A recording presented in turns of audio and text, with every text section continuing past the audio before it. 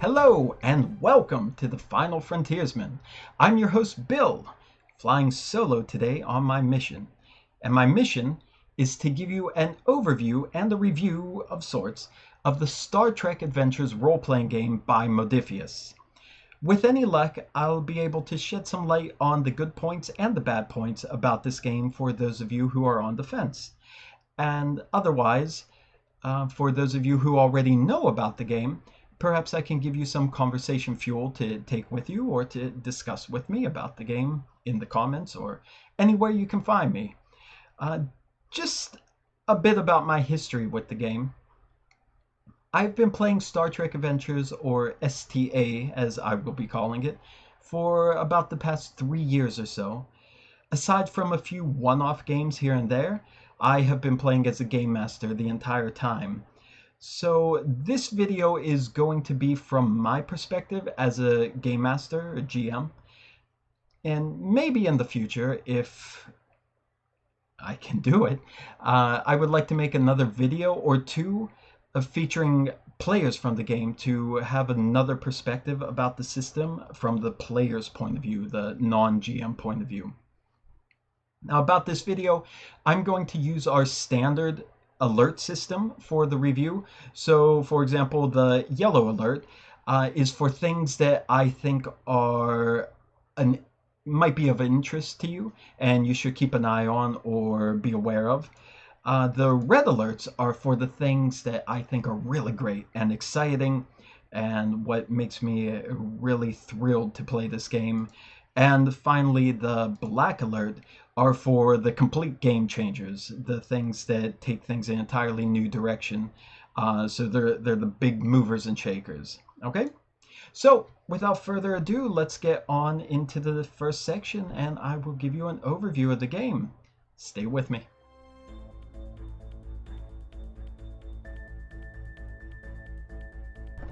Now I'll give you an overview of Star Trek Adventures. Don't mind me down here in the corner. I've made a lot of notes for this because I want to make sure I cover all the important points. So don't worry about me looking down, reading my notes here. Just look at the pretty pictures up there. And let's get underway. So Star Trek Adventures is a tabletop role-playing game by Modiphius. It was released in 2017 and it has been going very strong ever since. The original core game allows you to create a Starfleet character, and you can have your own adventures in your very own Star Trek TV series. But later releases have expanded upon this, allowing you to play as Klingons and other non-Starfleet aligned groups.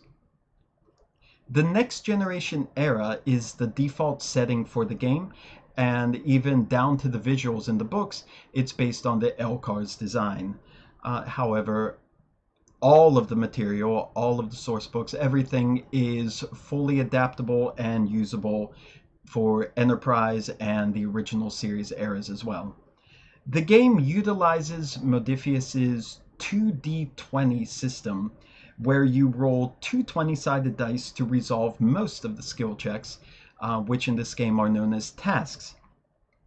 Depending on the situation, you might only be rolling one die, or up to as many as 5, but the basic pool starts at 2. The object of each task roll is to roll under a target number, and the target number is determined by combining two of your stats, an attribute and a discipline. Every roll that is less than this number counts as a success. This game also has critical successes, which count as 2, and there are also critical failures, which are known as complications. If the total number of successes that you roll is equal or less, to the difficulty number set for the task, then you succeed. Pretty simple, really. I'm not going to go into too much details on the rules, but there are a couple aspects of the game that I really want to mention and I think you should know about. The first is, well, like many modern games, STA uses currencies. There's a positive currency known as momentum and a negative currency known as threat. Momentum is generally gained by the players for rolling more successes than are needed for any task, and it can be used for such things as rolling more dice, re-rolling your dice pool, making narrative changes to the game, and really a lot more. The pool of momentum is shared between all of the players, and this pool caps out at 6 points. It shouldn't be treated like special items in a video game where you keep hoarding them and you just want to save them just in case. And then you get to the end of the game and you beat the final boss and you realize you went the whole time without using them, so they were meaningless to you. The pool of momentum is pretty easy to generate, and in fact, at the end of each scene, 1 point of momentum is removed. So it's really worth it to make use of the momentum while you have it. Just remember the old Starfleet rule. Momentum. Use it or lose it. It's the law. Threat, on the other hand, this is the GM's version of momentum, and it can do pretty much the same things that a player can do with momentum, but I think there's a bit more emphasis on the narrative changes that can be done.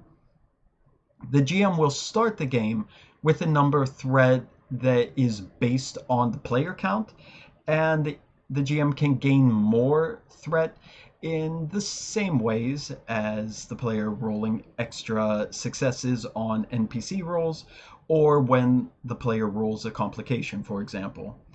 Now, there's also another way the GM can get threat, and that's by the players giving it to the GM. How this is done is instead of using momentum in certain situations, a player can opt to instead generate threat. And there's a number of reasons why you might want to do this in the game. It kind of sounds counterintuitive, but there are a number of reasons why you might want to give the GM the threat currency. I think the key point I want you to remember, though, is that threat is not a means to punish the players. Okay?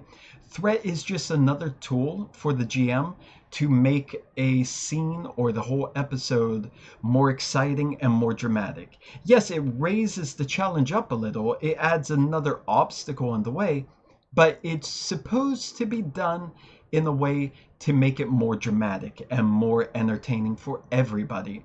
And again, it's not meant to attack the players. It's not an antagonistic currency, so it shouldn't be used as such. There are a few other core mechanics, but again, I don't want this to be a teaching video. This is just an overview, so I'm not going to get into them. However, there is one core mechanic, perhaps the core mechanic of this game, that I must talk about.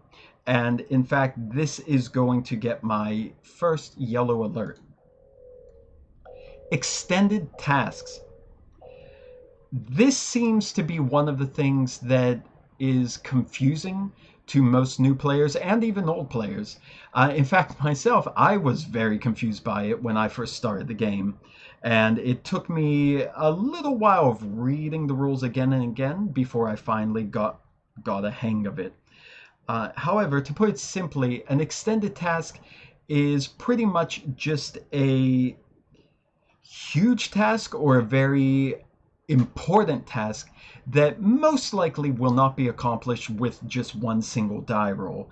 And in fact, it has its own set of mechanics on how you're going to tackle it. It might be easier if you picture an extended task like a boss fight in a game. The task has its own hit points, it has armor, it has extra lives that all must be exhausted before you defeat this boss. So same with the extended task. And these are my own terms for describing it, but I think it's pretty apt to view it as a battle because the same mechanics for extended tasks, are used in both personal combat and starship combat. So While they might seem complicated at first, I think that once you realize that they're a very big part of the game and you're going to be seeing them again and again, once you realize this, I think you'll find that they're pretty easy to adapt to and pretty easy to get the hang of. And once you do get the hang of them, really, I think you'll find that they do add an extra layer of excitement to the game that really spices up your story.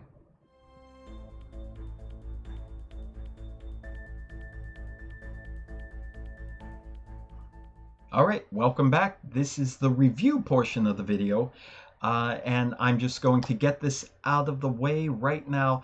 I'd say that not only is Star Trek Adventures the best Star Trek role-playing game, at least in my experience, it is also definitely the best role-playing game, period, that I have ever played. So for me personally, that's my opinion. For me personally, I love this game. This is the best system I have ever encountered as a GM and occasionally as a player. I love it. And the reason is that it does so much that the other older Star Trek role-playing games just couldn't do for me. The things that I wanted the games to do, they couldn't do what Star Trek Adventures does. And this video isn't going to, or I don't want this video to disparage the older Star Trek games. I haven't played them all. I haven't played FASA. I can't speak to that. I know a bit of it, and I know a lot of people love every single incarnation of Star Trek, and that's great. Go with the one that's best for you. For me, hands down, I've never seen a game, I've never experienced a game that had the heart of Star Trek built into it until I came across Star Trek Adventures. So I want to share with you some of the big reasons why I love this game. Like, already spoiler alert, you know I'm going to recommend it. I love it. Also, that's kind of what the channel is about, so you already knew going in. But I want to share with you the big reasons why I like it, and because of that, I am giving these huge reasons red alert. There we go.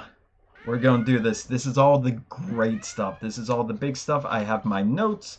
I'm going to see what I want to tell you. So again, please look at the beautiful, wonderful pictures pertaining to this game, and don't mind the man behind the curtain over here. So the first reason, oh, of course, the first reason and the reason why I fell in love with this game in the first place is that it simulates being in a Star Trek TV show. Okay, the way the game is presented in the rulebook, and really the default way of playing the game, is playing it as a TV show. This is a Star Trek TV series simulator. It is not a Star Trek universe simulator. Okay? And it's not meant to be. And I personally would strongly recommend against playing it as if it was one. Okay? And the reason is that this game is built, it's designed with the dramatic structure and TV logic that you would see in a regular Star Trek series in the game. It's designed with that idea just basically wrapped into every aspect of the mechanics and the rules of how it's done. So if you can take that TV logic that you see and that pacing that you find in an average episode of Star Trek, and you apply it to your adventures, it will work like magic. It will feel 100% like it belongs right alongside all the TV series that you know and love. Okay. Micromanaging the details is really not part of this system. And really, if you try to do that, you're only going to cause yourself unnecessary headaches because this is a very narrative system. Star Trek Adventures is a beautifully narrative role playing game. And again, as I keep saying, it runs on TV logic. So to demonstrate this point, let me give you a quiz. Here's the quiz I have for you. How long does it take to get from Bajor to Ceti Alpha 5 if you are going at warp 6.6? Now, I know there are charts out there. I know there's warp speed charts. I know you have maps showing how far away those systems are. I've even come across an app that can calculate these things before. So, do you know how long does it take to go from Bajor to Ceti Alpha 5 at warp 6.6? The answer, at least the answer according to Star Trek Adventures, is however long you need it to take. Now, yeah, you might be saying to yourself, like, well, that's not believable. There's no consistency. There's no internal consistency there. Like, I need to know how long it takes. Yes, that's true, but that's Star Trek. From every series, from the original series all the way up till now to Strange New Worlds, the story has always come first. The technical details, which we love, which we enjoy, which are a big part of the TV shows, of the movies, they are a core element of Star Trek. Yes, I know that, but they have always been secondary to the story. And even all of the beloved TV series, all the shows, the classic shows that we know and love, and the new shows that don't get quite as much love as they may deserve, follow the same pattern. If it needs to take a day, it will take a day. If they need to get there within an hour of the episode, they will get there. Even if a week later, it takes them months. That's how it goes. Micromanaging is not the point of this narrative system. If you can understand that point, if you can understand that bit about this game, if you can accept that, you'll have no trouble squeezing out every last drop of greatness, and it is greatness that is located inside the pages of that core rulebook and all the books really that they put out. It's wonderful. Now, my second reason here is, the 2D20 system. This is the first time in my life that I'm still laughing about, like I'm giddy, like I'm in love. This is honestly the first time in my life that I have loved mechanics in the role-playing game. Not like, oh, that's neat. Oh, that's nice. Oh, that fits. When I read the rules for this game, I was smiling. I thought to myself, I want to play this because I want to see these mechanics in action. The 2D20 system is great. And let me tell you one of the biggest reasons why. The characters that you create. Here's the versatility. The characters you create in Star Trek Adventures, they have two sets of stats I mentioned before. They have their attributes, they have their disciplines, okay? When you are doing any kind of task role, you take one attribute, you take one discipline. There's only 6 of each. You take one attribute, one discipline, you combine it together, there's your target number, you're rolling under that number to succeed. That's all. Did you notice what's missing? Skills. There are no skills. That is impressive. It's only the one attribute, the one discipline for everything. And it's a combination. Again, 6 and 6. One of this, whichever combination fits what you are attempting to do. And it's very open, it's very broad, it's very easy to argue for this attribute and this discipline as opposed to this one and that one. Because, again, it's a narrative game. But the effect that this has of having no skills, the effect that this has is that you'll find the characters that you create and all the player characters that are around the table, they are all very well rounded at doing pretty much everything. Every character, sure, some will be stronger in one thing than they are in another, but every character has a very good chance of succeeding at most average difficulty tasks without too much trouble. And the reason why this is great is this is exactly what we see in the Star Trek TV shows. Again, Star Trek TV series simulator. This is exactly what we see. We see all these characters being very highly trained, highly skilled officers of Starfleet. They are adaptable. They are versatile. They might not be expert, but they are trained enough that they can basically get through most situations with their knowledge, with their know-how. And your character will too, because this mimics what you see on TV. And when you, the player, and when you, the GM, allow it to work that way, it's unbelievable. You have created your own Star Trek TV show. And I can't think of anything better than that. This is astounding. So the 2D20 system plus Star Trek, that is a match made in the stars. Honestly, it's great. All right, I'm gushing over it.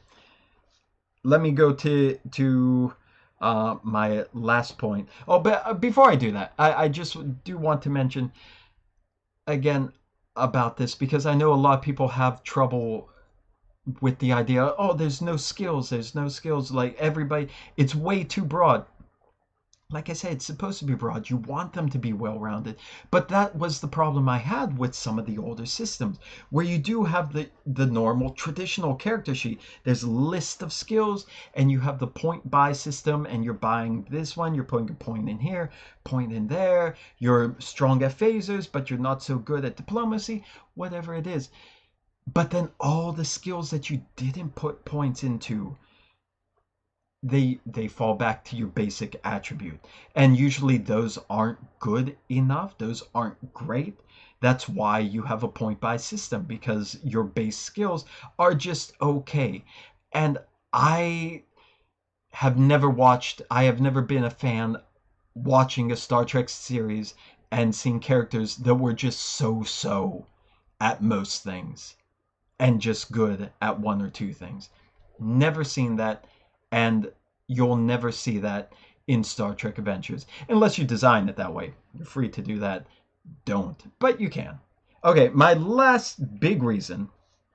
The last big reason is character creation. The character creation in Star Trek Adventures, in particular, the values that you give during character creation. Now, Star Trek Adventures, it uses the life path system that multiple games do. I don't know how many, but I know it's pretty popular these days, where you go through your character's life as you're designing your character during creation. So where were they born? What career path are they going down? What was their upbringing like? And things like that. Big events in their career before the game starts. You start going through those steps. And what this does, like in most life path systems, even before you roll your first die, or 2 dice, 2d20, before you roll those dice, you start to get an impression of who this character is, because you've already started to visualize, where did they come from? Why were they living there? Why did they go this way? Why did they choose this branch? It's really a great start into the mind of who you're supposed to roleplay, even before you start to play the game at all. And now the values, like I said, during character creation, you will be giving at different steps along this life path, you will be giving your character values. And the values are your character's core beliefs and ideas that they have gained through this upbringing that you are designing for them. So you're thinking not only where do they come from, but how has this changed the way they view the world? How has this molded the way they think about the world and the universe and everything? And the interesting thing is there is no list of values to choose from. It's not flip to chapter 4, pick a value for your character. There are no values. Values are exactly what values are in real life. They are what you believe in. They are your core beliefs. They are how you think. They are your mottos that you have to get through life. So when you give a character, you are creating anything you want as your value. You are free to phrase it and describe it in any way that is necessary to convey how your character thinks. And I wrote down a list of values from some of the players in the game that I run. So as an example, here are some values that you might see in Star Trek Adventures.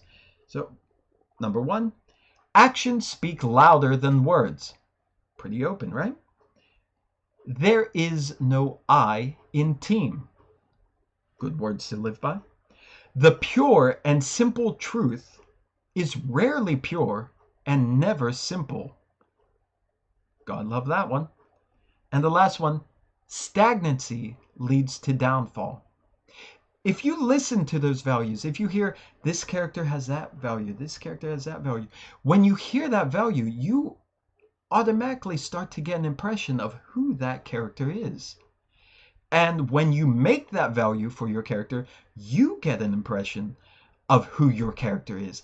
It helps guide you in role playing. It helps guide you in how to perform your character as a player around the table. But more than that, they do have a mechanical purpose as well. Even though it's not built into them, like +1 to this stat, or get a free reroll, it's not that type of a bonus.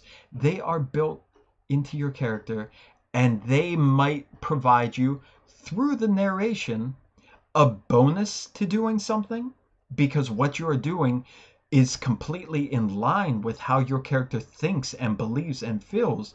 So they are in their element. So they might get a bonus to do something really good and really far more successful than they would be otherwise. But on the flip side, your character might run into a roadblock or just a very big setback because the situation goes against one of their core values. And I don't mean it in the sense that, oh, you believe this, your character has this value, so bam, you're cut off, you can't do that. It's not quite like that. It's a discussion with the GM and the player of this situation goes directly against what your character believes. Is your character going to stick to the value? If so, they're not going to be able to perform this task at all because it's against what they believe in. And in that case, you gain an additional bonus that could be used later or elsewhere for having yourself denied that access because it goes against your value. It's really ingenious. It's really fun. And it's one of the best role-playing aspects of Star Trek Adventures. So, character creation and values. So good. All right.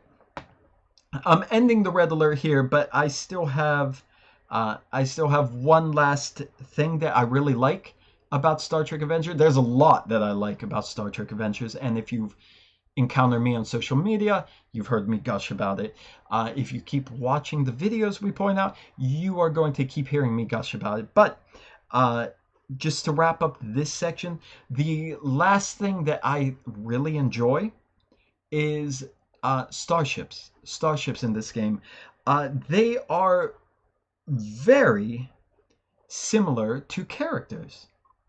And even the character sheets too. They have two sets of stats, six each, just like a character. When your player character on the ship attempts a task utilizing the ship's facilities, the ship can even assist you in the role, much like another player can assist you in doing a role. So they really do feel like a character. And what I think is great about that is because when you watch Star Trek TV series, the original series, Next Generation, Voyager, the starship always feels like it's more than just a vehicle. It's more than just a piece of technology. It's part of the crew. And because of how it's done in Star Trek Adventures, your ship will start to feel like it's one of the crew as well. And it's one of the lead characters in your series. And I think this game captures that aspect beautifully. So that's my last shout out for the things I really love. Again, I told you right at the beginning of this part, I love this game, Star Trek Adventures. I wholeheartedly recommend it to any Star Trek player out there or any Star Trek curious role player out there who wants to give it a shot, or maybe you gave it a shot and you just didn't really get what the rules were about. Give it another chance now that you know how it's supposed to be a narrative game, how it's supposed to be a TV show simulator, and not just a free form sandbox, do what you want. We're going to replicate living in this universe. You can play it that way, but I really don't think you should. Make your own Star Trek TV show. Make your own series with your friends, with you as the stars. This is what it's meant to be. This is what it shines at doing. This is the best game I have ever played, and I love Star Trek Adventures. With that said, there are, of course, criticisms, as everything on Earth has. So I will be getting into that next. So please stay with me.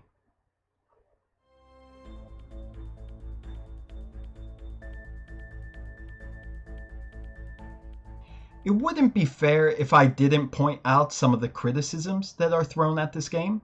So in this section, I would like to focus on some of the big ones that I see frequently and give my own comments on how I feel about them. So without further ado, let's start with criticism number one. The core rulebook is poorly laid out. Okay, I'm starting here because honestly, this one is a little undefendable. I love the core book. I think it's beautiful. I think it's immersive. The design is really nice. But yes, for whatever reason, it just did not get organized properly. There have been a number of times that I've been trying to look up a rule that I know I've seen or find a detail that I've read before. So I go to the pertinent section in the book, look it up, and it's not there. And I have to flip through page after page and read so much before I finally come across it. And sometimes some of the details I want to find, they're not even near the main entry for that item. I find it pages later in the middle of a paragraph, almost like an offhand comment. Like something that is critical, that is really information you need to know about a concept, should all be contained in the same place, but it doesn't always happen that way. Again, I think the book looks beautiful. I think it's really well designed. Personally, for me, I love it, but truly, it's unfortunate that for whatever reason, it's just not organized very well, and a lot of people complain about it online. But I want to give a yellow alert, if I may. There we go. Yellow alert. The Klingon core rulebook, as well as the recently released Rules Digest book, They have a new format system of how they've organized the rules, and it is much, much easier to find what you're looking for. So really, I love the original core, the Starfleet core. I think it's great. I read through it a lot. But when I want to reread the rules to brush up, or if I want to look up a specific rule, I always go to the Klingon book, not the Starfleet book. So while this complaint is an issue for the original release, I think that basically with the Klingon book and the Rules Digest, this problem has been addressed. Complaint number 2, white text on black pages. This is a big one that I see a lot, and in fact, just before I started preparing for this entire video, I had seen another person complain about it on the Facebook group, and they were not alone. But the default style of the core rulebook and most of the Starfleet books are black pages with white text, and a lot of people have difficulty reading this. Now you can see what the designers were going for. They wanted to capture that TNG era LCARS design, and it works. I think it looks beautiful. It really was successful. But for a lot of people, they find this colored juxtaposition to be very hard on their eyes when they're trying to read, especially for a long time. However, Modiphius has put out, maybe not for all the books, but for a fair number of them, a printer-friendly PDF version. So this is one of the ways that you could get around that issue, to be able to read it without straining your eyes by utilizing these PDFs. Now, this brings me to another yellow alert I'd like to point out right now. One of the great things about Modiphius, one of the things that I love, and I love a lot about them, is that no matter where you buy your physical book from, if you contact Modiphius, they will provide you with a PDF of that book free of charge. So you could get the PDFs you need very, very easily. If you buy it directly from them, you will receive it before you even receive your physical books. But no matter where you get it from, just contact them. They will get it to you. One of the great reasons why Modiphius has rocketed to the top of my list of preferred publishers. So, personally, I love the look of the books. I love the design. I just think it's so immersive, having that LCARS design, and it's one of the things that really grabbed me and brought me into the game, especially reading it on a tablet, where I feel like I'm holding a TNG era pad because the design fits perfectly. So for me, it's not a problem. It doesn't hurt my eyes. There's no strain.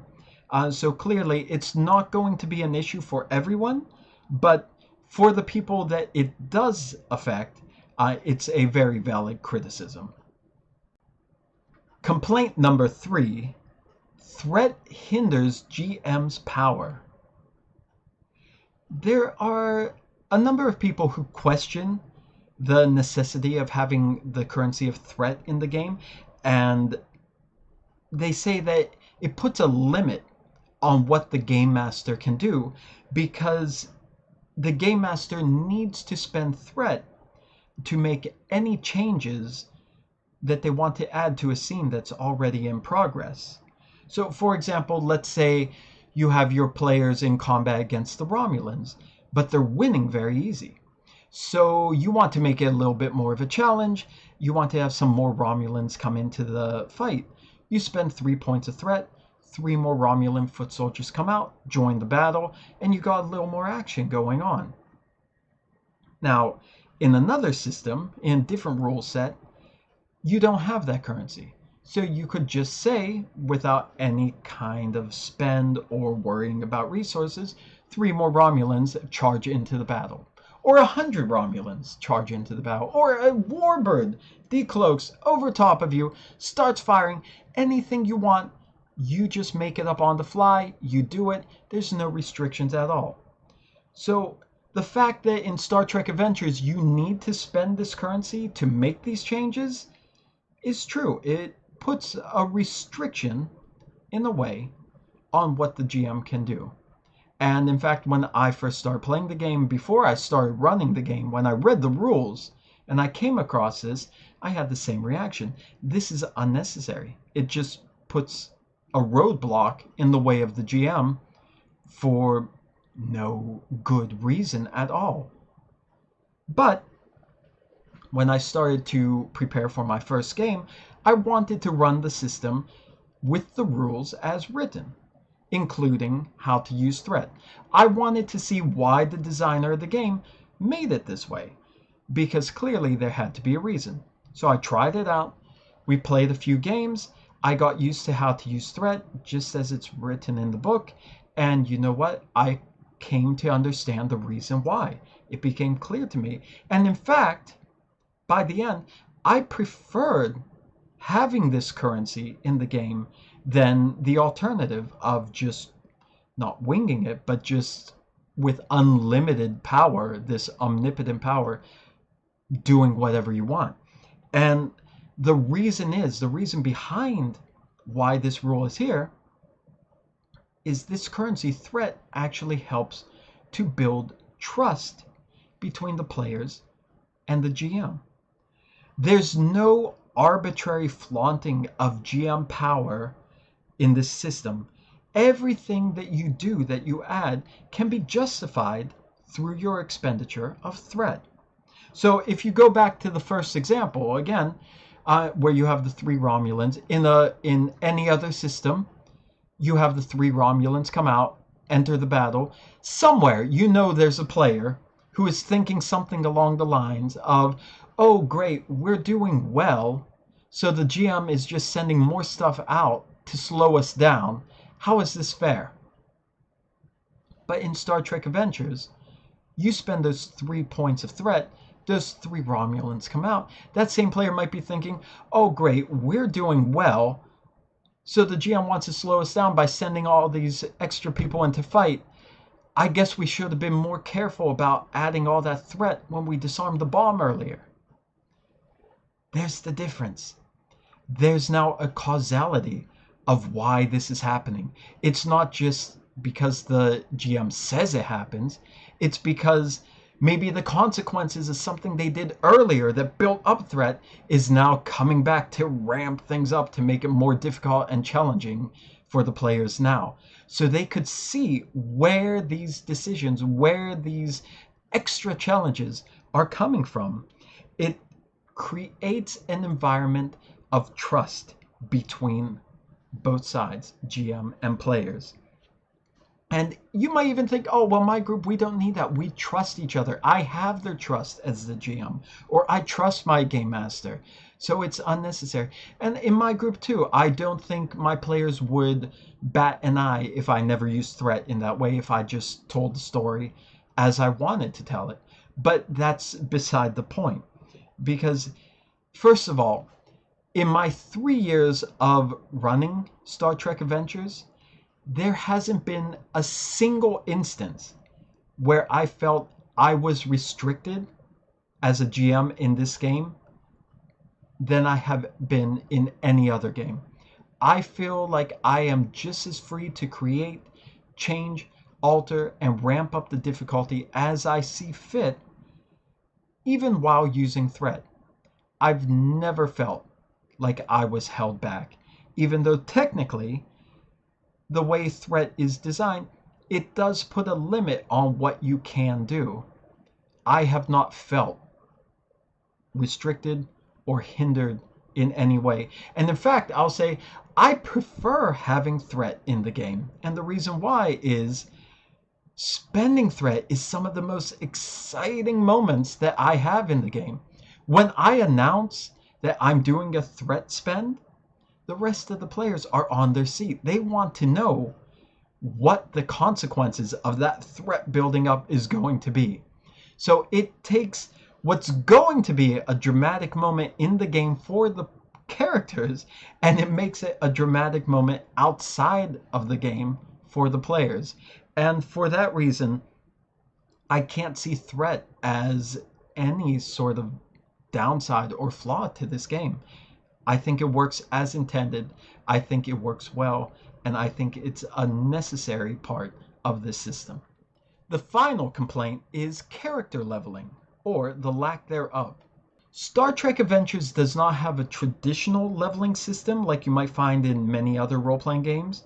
And in fact, even when you do level up in Star Trek Adventures, very little changes about your character. You might go up 1 point in a stat, you might gain 1 extra focus or an extra value, or change 1 out, but really very little changes to your character. But this reflects again what you see in the Star Trek TV series. Most of the series characters are pretty much the same at the end, last episode in season 7, as they were at the beginning of the whole series years earlier. They already are very highly trained and skilled Starfleet officers. So while they will advance and adapt in different ways, they already started out pretty strong, so they're going to end equally strong. They're not going to be massive galaxy destroying warriors by the end. They're regular human beings that already started out pretty much the top of their class. And that's how it's reflected in Star Trek Adventures. It's the same as what you see on the TV show. And in addition to that, going by the original core rulebook advancement system, it comes very, very slow. Even that very little change that you can do when you level up, that you don't get that for a very long time. So depending on how frequently you play, you might never have your character reach a single advancement. And I know a lot of people are really turned off by this, and they really don't like this idea of not having that level up to look forward to, of being able to customize their character. There are ways, again, to do it. But that's not the point of the system. It's not about min-maxing. It's not about dungeon crawls and loot. It's about telling the story. So again, it comes back to what I've been saying again and again. It's a narrative experience. It's a TV series simulator. It's all about servicing the story. So, and I don't just mean the story that the GM is running, the adventure module that he might be doing, but the story of your character, the story of your friends' characters, all the players at the table, the story of the ship itself, and of your whole entire series. Everything you should do, everything all the players should do, everything the GM should do is to help make that story better for everyone, for all of your imagined viewers of this TV series, or your real viewers if you're putting it on YouTube or streaming it. It should be done to entertain and make your TV series as good of a story as possible. And actually, to illustrate this point, when your character does advance and reach an advancement, a level up, when they do that, some of the options you have don't even affect your character at all. You could choose instead to spend your advancement on improving the starship, or you could improve a supporting character. And now that's something I didn't even talk about yet. This game has supporting characters. You might want to think of a supporting character as like a junior player character. They are characters that you can take over when it might not make sense for your main character to be in that scene. So, for example, maybe you are playing the captain in your TV series, and there's a dangerous situation on the planet. It wouldn't make sense for the captain to beam down in there if there's no reason for the captain to go and jump into danger. So you could make a supporting character, an ensign in security, who is now part of the away team that's going into this dangerous situation. This game has the rules not only for supporting characters, but instant creation rules where right on the spot you can create the kind of supporting junior character that you need for that moment. And then those characters continue to exist in the background, populating your starship and the rest of the series, just waiting to be activated again by any other player when they need a character to fit that particular role. So it's really one of the more interesting aspects of this system. But it just goes to show that the game is focused on the story as a whole. It's not about making your one single individual character great and powerful and strong and legendary. It's about creating the best possible Star Trek TV series that you could have. So, because everything in the system is designed to service the story, I can't really see this as a flaw.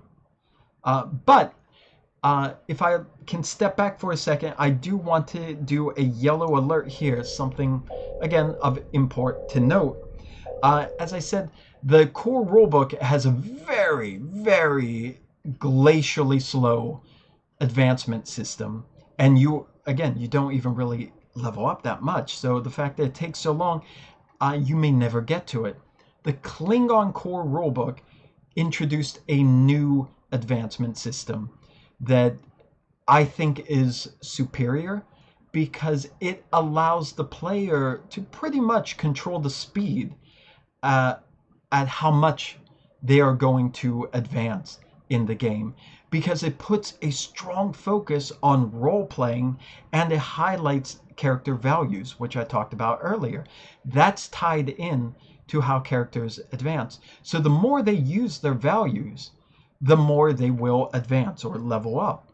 So it puts the onus on the players to really get into the character that they created. And I think that's amazing. And these same rules have been carried over to the new Rules Digest that just came out. And once I read them in the Klingon book, I switched over completely and I prefer them 100% and I recommend them 100% over what's in the core rulebook. I think it makes the advancement system a little more fun and a little more engaging for everyone involved.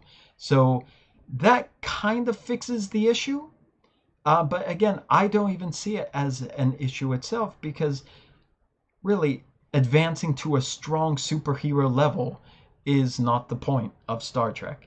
So take it for what it is. It's copying what you see on TV, and I think it does a good job. But with that said, the new advancement system is much, much better. So you might want to look into that if you don't like what you see in the core rulebook.